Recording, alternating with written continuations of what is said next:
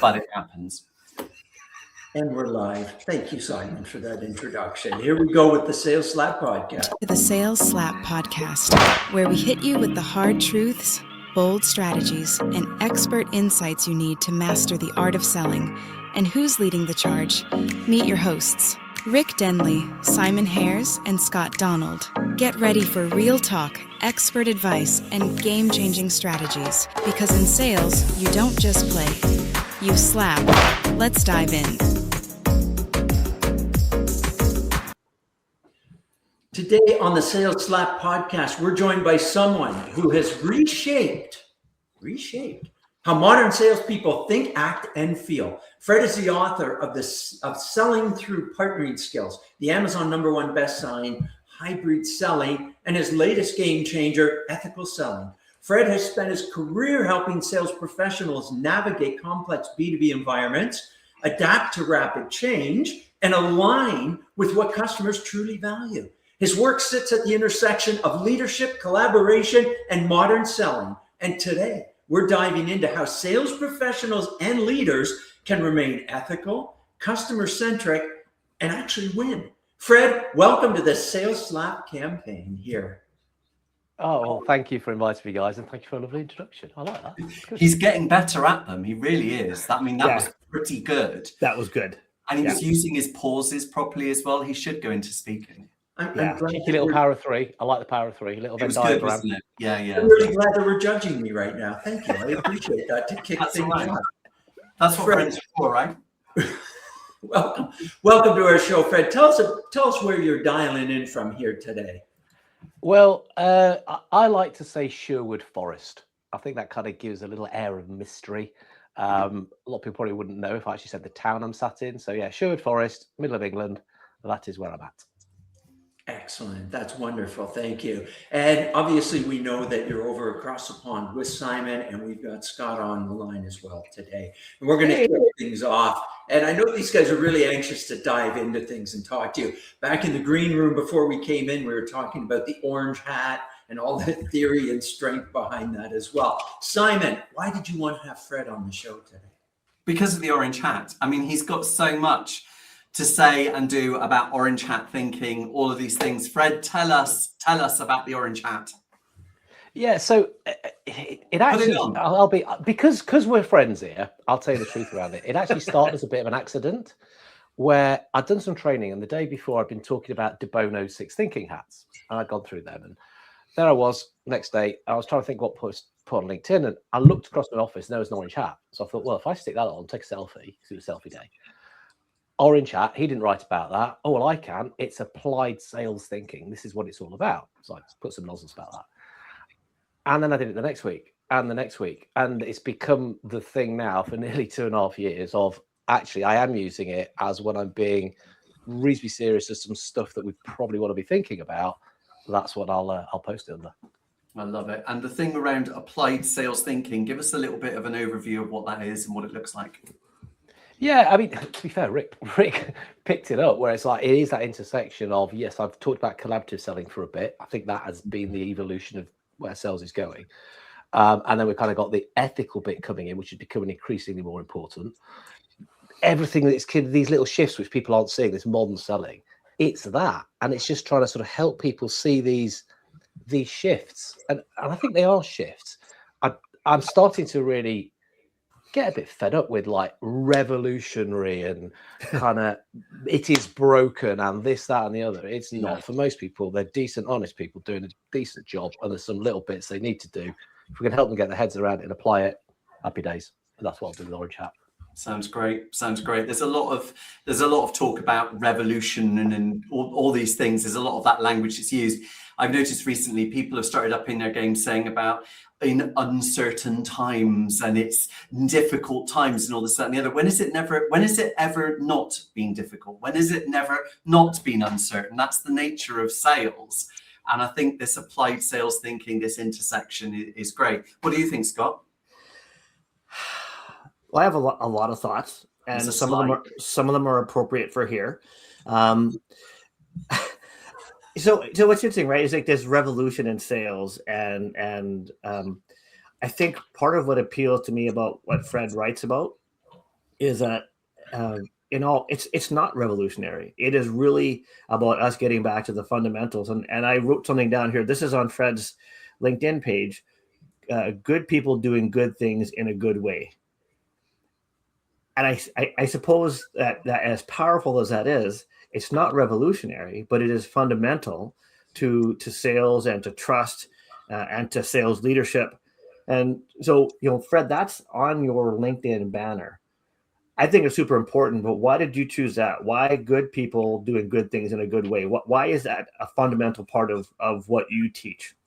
Yeah, it talks on two levels, basically. So you've got good people, so competent people who are achieving results because they're operating to a process that works. Okay, fine. I mean, that is good enough for most people. Happy days. Let's promote that as being decent. But there is a slightly deeper one, which is having good, fundamentally decent people who are creating some kind of impact because of the way in which they're choosing to go about their work to try to make that difference. Right. Yes, if we want to go deep, we can go deep. But let's not chastise people who just want to do a decent job. Nothing wrong with that. Let's just get that sorted in many cases. Yeah, and I suppose that whole notion, at least to me, it kind of feeds into the whole idea of ethical selling. Good people doing good things in a good way, I think, is sort of a fundamental aspect of ethical selling. Yeah, it's a way to try to capture it fast, in a 3. The only way I've found of even capturing even faster is go ethical selling is about win-win-win. We talked about win-win, customer, company for a long time, but let's just make sure that our own conscience is winning and that we're comfortable in doing stuff in a way that, makes sense for us and aligns with our own values. Because when we get all those 3 aligned, all intersecting, then happy days. Well, and I think it makes sense, right? Because, I think about the work that you do with technical people and engineers. And, I feel like I'm not speaking out of turn here, that a lot of times engineers don't like the word. I worked at KPMG for 3 years with accountants. Quite often people in professional services look at selling as a bit of a dirty word. So they call it rainmaking, or they call it business development. They call it whatever they want to call it. But I think what's really powerful about what you're doing is that you're showing people, if you're good people and you have a good process, you can help your customers achieve a good result. That's the win-win-win, right? So selling isn't a dirty thing. It's actually really a good thing about helping people achieve what they're trying to accomplish. And to the point, Fred, where you said this in a recent post, and I'm going to give you the opportunity to expand on it a little bit as well. You started off a LinkedIn post, which caught my eye and many others. Yes, thanks for telling me I'm shite. Please come and impart your brilliance on me. What was that all about? Before you answer that, I just saw that come up on screen. And I looked at that and I thought, have we been hacked? Is there somebody on here watching who was just listening to what we're saying, going, you've just told me I'm shite? That's an audience comment. Oh my God, turn it off, we're live. No, now you get the opportunity to explain that comment, right? Right, so I think I probably wrote this when I was a bit tired and a bit hungry and a bit grumpy. And you go on LinkedIn most days and there's just a huge amount of what I call deficit shouting, which is people say, you're rubbish at this, you don't understand how to do it, you're behind, you're failing because most people, I think all of us are NLP practitioners, aren't we? You never say most. It's just, no, most people aren't. So you said most, I believe, well, no, they're not. And it's just, I'm bored with it. It's sensational. It's like we're just saying, old way bad, new way good. Guess what my way is? Oh, it's a new way. Sign up for my course. Revolutionize, elevate, blah, blah, blah. 5x your sales. Fed up with it. Up with it. So, and that's kind of how I read. Well, they must be thinking that someone's going to say that. For us. That was important. I like hungry, grumpy Fred. I think that's where most of your best material comes from. It is. Yeah. I hope you're hungry. I'm going to have a massive diet. I'll be a millionaire next year. Along with most of us, it does. All right, Fred, I wanted to set you up for a question, and leadership related as well. In selling through partnering skills, you outline the behaviors that drive success in complex B2B environments. How can leaders specifically, better support their teams in developing these partnering skills, especially when many organizations still push old school transactional sales habits? I'd say they can model the way. basically that would be the way to reinforce that this stuff works. They can model away in the way that they're engaging their customers, yes. But PQ or partnering skills, like the lesser known cousin of IQ and EQ, which I didn't invent, but a guy called Steve Dent did a ton of research on this back in the 80s. You could bring that into the way in which you lead. You know, if we look at these 6 elements and just steam through them super quick, yeah, one of the elements is trust. Right, yeah, build trust with your team. Yeah, big trust builder is actually doing stuff for the other party's best interests. Do that as part of being a leader. Win-win. Yeah, you're going to win as a leader. You're going to hit your targets. Let them win. Let your team win. Encourage them to win, because we are interdependent. Yeah, interdependent. Their success is your success. Again, set them up to do that. Do all the stuff that you can do, coaching, supporting, whatever, to make that happen. Be transparent with them. Be transparent. Come on, open, honest. That way of working is way better than kind of saying something and doing something else. Being comfortable with change. Yeah, you're probably going to have to change. You're asking people to change. You're going to have to change. So understand what change is. And actually, if you're trying to push a lot of change, it's hard. People don't like it. We need to understand how humans react to it. 6th version is future orientation. Really paint that vision, understand where we're going, work back from that so that we are all going to get there on this journey together. Use those partnering skills. They're skills. They can be measured, they can be trained, and they can be implemented into the way you lead as much as into the way your team are selling. What was 5 and 6 again? I got you on comfy with change. Trust. Yeah, trust. Win-win. Transparent. Or win-win-win, if we want to talk about that now. Then we go interdependence, your success, my success. Right, yeah. Thank you. Then we go transparency. Yeah. Yeah. Then we go comfort with change. And then we have future orientation. Thank you. Yeah, so excellent. Thank you, Fred. Validated and verified. It's not a made-up thing. It was pushed through, I think it was University of Minnesota and somewhere else. So again, it's just not spoken as much about IQ or it is about EQ. Thank you, Fred. Those are so great. And of course, you know, my passion around change and leading change and having people become adaptable. So I think those were just brilliant. Thank you so much. Simon, what else do you have to ask this incredible guest of ours in Fred today?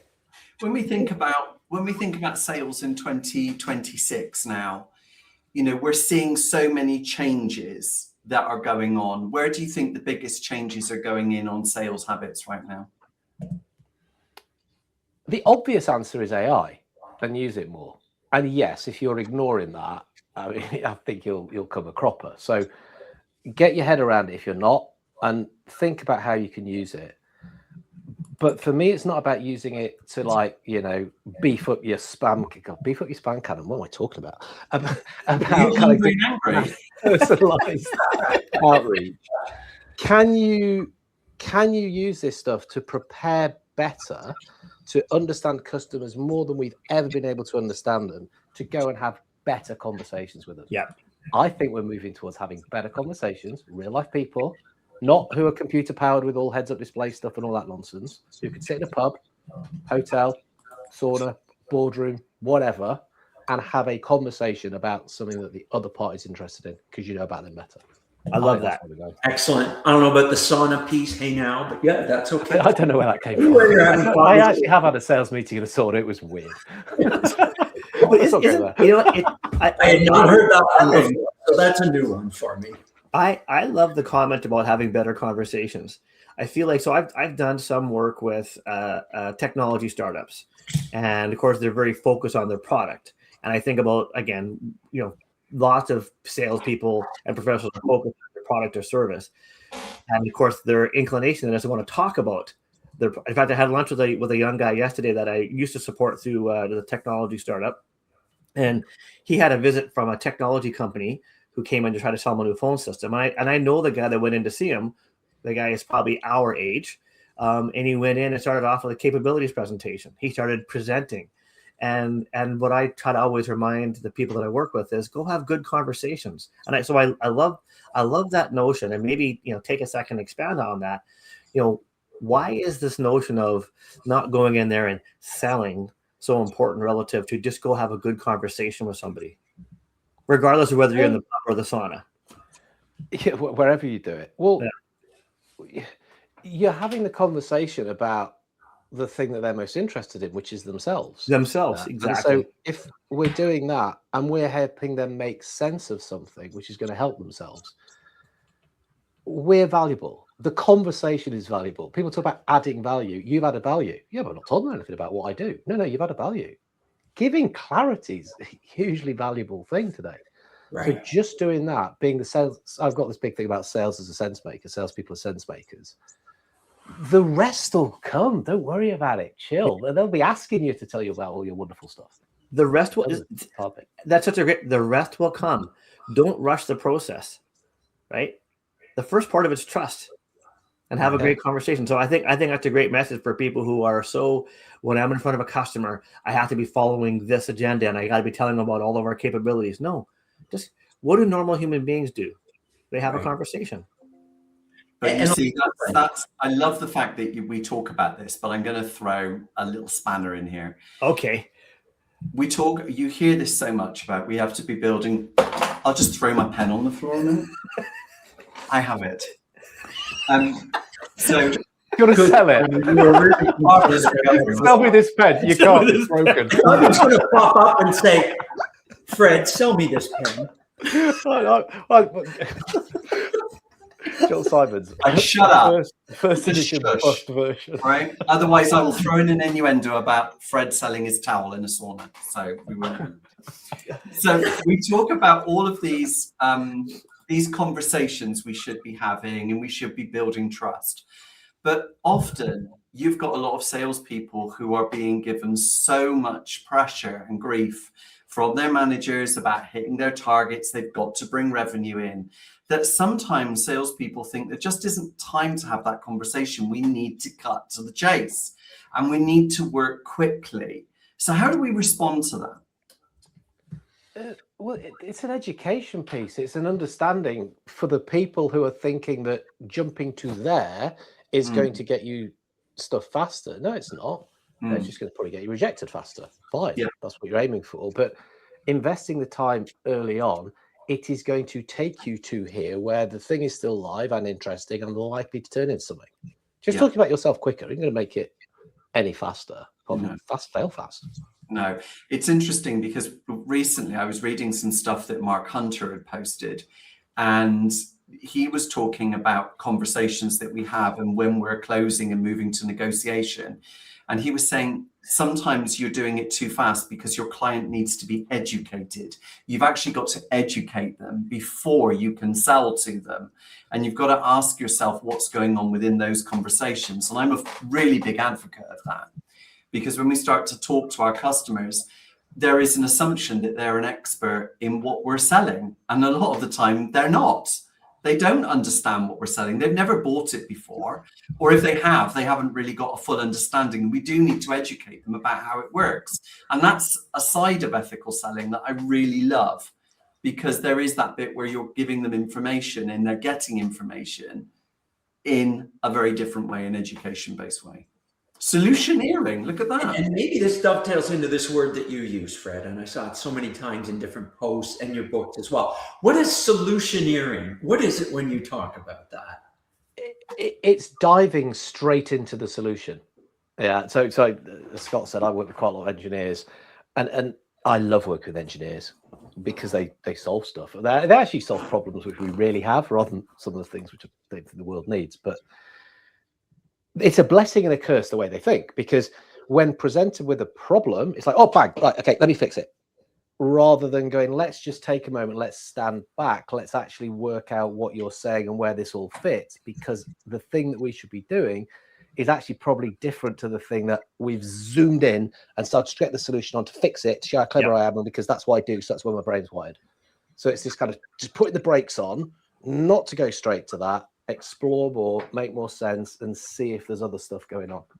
Yeah, great. It's a brilliant term. Just very quickly, I worked with a group of technical folks a couple of years ago, and one of the things that the phrase they came up with was stop solutioning, right? Which is really just another version of solutioneering, because you're right.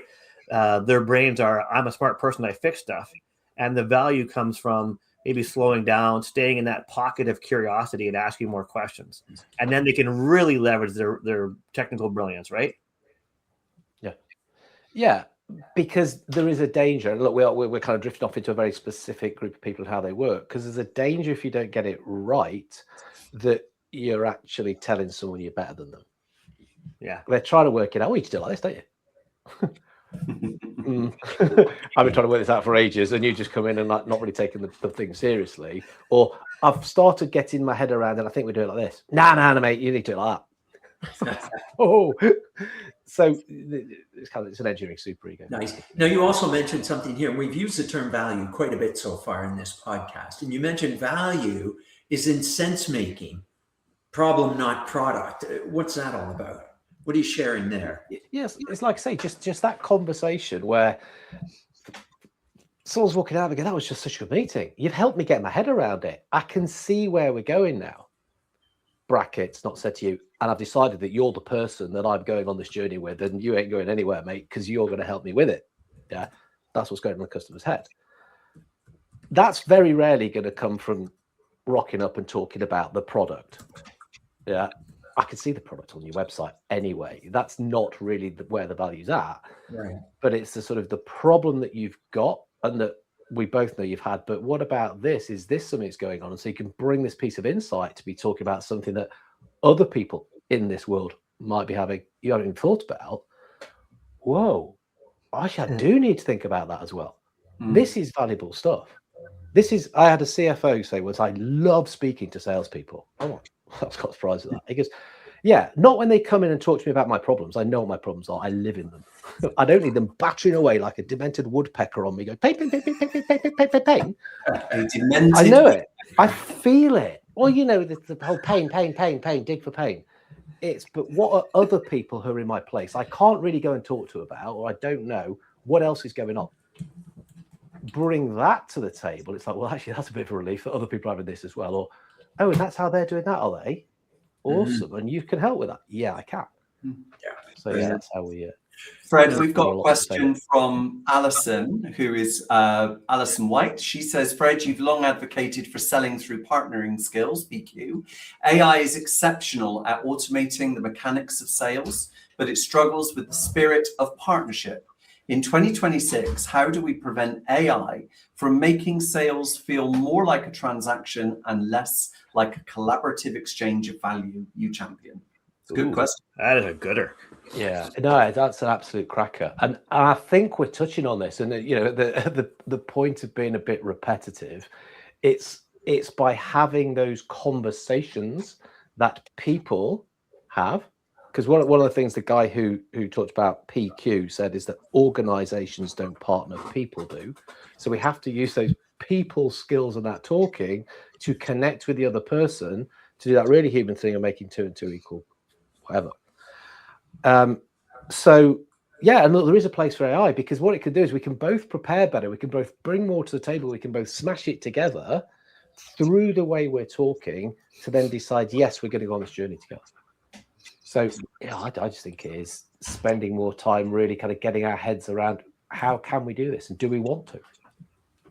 Do we want to? That's interesting. Okay. Yeah. Thanks, Alison. Well, thank you for the question.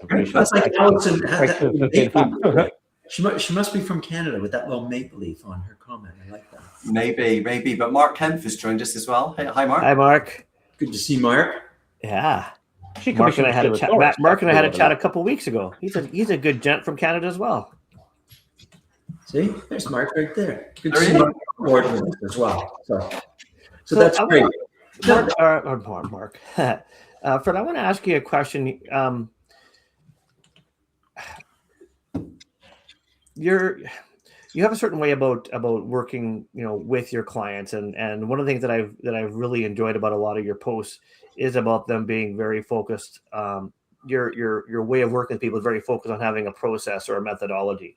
And I think as I've gotten older, I've kind of come to realize as well that, you know, working hard and being personable and friendly are only table stakes. Oh yeah, go Canada. You're right, Alison. Why is it that you feel that the clients you work with value so much that aspect of what you bring to the table about sort of applying a process or methodology to the sales conversation? And it's not just going in there and having a conversation, but having a structured conversation where there actually is a process or methodology. why do you think that's important, and why do you think it's important for the clients that choose to work with you to be able to overlay that step-by-step process in how they engage? So if you're talking about the way in which I would train staff, and that there is a process to get them from here to here, because it shows that there is a path, it shows there is a bridge, it then gives us something that we can hang all the best practice on as we're working through the program to get them doing all of these things slightly better. Yeah, some of it might be brand new, okay. Other might be things that they know anyway. Some things they could probably do better than I teaching anyway. So fine, good. But it's about having the game plan. It's about having that way in which you can implement something and sort of conceptualize it to be able to then take it and apply it. Otherwise, some sales stuff can be too conceptual, can be too much fluff, can be too much to get your head around. Whereas if we go, well, really, it is this, then I just think it helps people to implement it better. Yeah, I know that you're a rugby guy, and I don't know anything about rugby, even though I've got clearly the build of a rugby player. That wasn't supposed to be funny. Anyway, I imagine much like hockey, there I said it, Simon, and football, as in soccer, there's lots of X's and O's, and I feel like that for a lot of organizations and people who are selling, the idea of saying, oh yeah, I guess there's a system here, right? There's a method to this where it's like, if this happens, then this happens, sort of overlaying that process to it. I think if people understand that sort of the X's and O's of sales, if you will, there's a bit more of a comfort with it, other than just simply, pitch, present, quote, and wait for a response. Yeah, rugby, whichever sport, and the more elite you are, and people love to be talking about being elite in sales and everything, the more game plans there's going to be. There's more structures, there's more systems within systems to be able to take this and go, right, I'm at this part of the pitch, this is what's happening in the game, that's what we're going to do to play to move us to the next step. So if you've got that and you've mapped it and you know what works, well, why would you not do that and go, oh, we're here, what are we going to do, lads? I don't know, let's make something up, might work. Yeah, cool. It probably won't. It just doesn't make any sense. And you can just see the difference in levels of sport. Yeah. Fred, I see that when I'm training people, and it always baffles me when I see this, because you think that people are a bit further on sometimes, and still people go in with this approach. Let's show them what we can do. Let's tell them about our history. Let's tell them where we've come from. And there is that classic turn up and throw up, and people don't. And it is almost like a revelation when we break it down and we say to them, sales is a simple process. It's not the easiest, but sometimes it's quite simple. So therefore, it's just about finding out and showing how. Get them to talk about themselves and talk about you later. Show them how you help. But if you're dealing with objections, well, that's a different process. You will step out of that, and there's a little process you deal with that. And as for negotiation, well, that's a whole different thing again. And at the moment, I always ask the question with people, when does negotiation start? And every salesperson that I train, they always say it starts right at the beginning. It starts at any time. Wow. And it doesn't. Something has to happen. And that thing is that the client has to buy into you in principle. There has to be a mention of buying in some way, where they're buying into you, buying into the product, before negotiation can start. So it's a separate process. But when you start breaking things down into these little easy to manage pieces, people start to get it. But often what happens, and to use your rugby analogy, you get to this bit, oh, we'll just make it up. And that's where things start to go wrong. And that drives me nuts. Yeah, or we try to go too advanced too quickly. Good stuff is built on solid basics. So I had a year playing rugby in Spain. It was really cool. Yeah. And what happened is, it was a year of a World Cup, and there was an All Blacks coach who was traveling back from there. Yeah, the All Blacks had just won, and he came and he coached our club in Spain. Yeah, did a favour for one of his mates who was there, and I was translating. And he says, "Fred, can you just translate?" Okay, we're doing that, and we started off doing this drill. Yeah, it's kind of basic drill. You hold these pads there, and you run in, and you sort of do stuff in a square, Auckland grid. And the Spanish started getting a bit kind of angsty about this. And this is a world-class coach who noticed this. He said, "Fred, can you go and ask him what's going on?" And I didn't. They said, look, Fred, he's treating us like babies. He's making us use the pillows. So I went and pillows. And I went and told him that, and he just started laughing. He went, right, Fred, would you like to tell them this is the drill that we do with the All Blacks at the beginning of every session? Every single session, we start with this. Yeah, we build on our basics. This is what the world champions do. Fundamentals. So this might be a level 1 Spanish side, but you ain't the All Blacks. So this drill is good enough for you if it's good enough for them. We build on that. Then we can do the spangly stuff. Then we can start to pull out the things which we can do specially, and we've got like plenty of playbooks and stuff. But yeah, it's all built into the basics, or built on the basics, sorry. Right, Fred. Very important, very important. Now, what's that I hear? What's coming up? And now the moment you've all been waiting for. It's time for Ricky's recap. Take it away, Ricky. Well, Fred, you've shared so much with us today, and we are so appreciative of it. And I know that my co-hosts love when I jump on this one. I just want to recap a little bit for us here. You talked about trust and the importance of a win-win-win with team success as a leader. Being transparent and open is key, both in selling and leading. And wow, when you talked about future-oriented and really sharing the future as a dream, that's important to us, and partnering those skills. Now, you also mentioned about becoming really prepared, utilizing AI so that you can have better conversations. And that solutioneering, don't get there too quickly. Make sure that it's the right time for it, just as we discussed as well. Negotiation needs a proper time to be put in place. And don't show up as a demented woodpecker. I know Simon liked that term, demented woodpecker. So gain trust and buy-in first, which is so very important, Fred. Just some of the incredible things you shared with us today, and we're grateful for that. Fred, share with us, where can people find these incredible 3 books of yours? Amazon would be the best place to find those. Yeah, they're all on there, so you can get them on there. Or which one would you recommend they pick up first? Probably Ethical Selling. Ethical Selling. It's the latest, and I'm about to do myself some book sales down, aren't I? There's a chapter in there essentially about hybrid selling. There's a chapter in there essentially about selling through partnering skills anyway. So I've pulled those in. I think I actually say in the book, hey, look, if you've already written a book and you can't call yourself out, then what can you do? So I put them in. But there is an evolution in why I've written them and why they came about, because this seems to be where we are moving to. Right. And so that's why that one kind of makes a lot of sense. A bit of a process in place, which is great. And where can people reach out and connect with you, Fred? LinkedIn is going to be the easiest. Yeah. Connect with me on there. Send me a message. Say that you heard us chatting and what we were chatting about that might pique your interest, and ask any questions that they may have.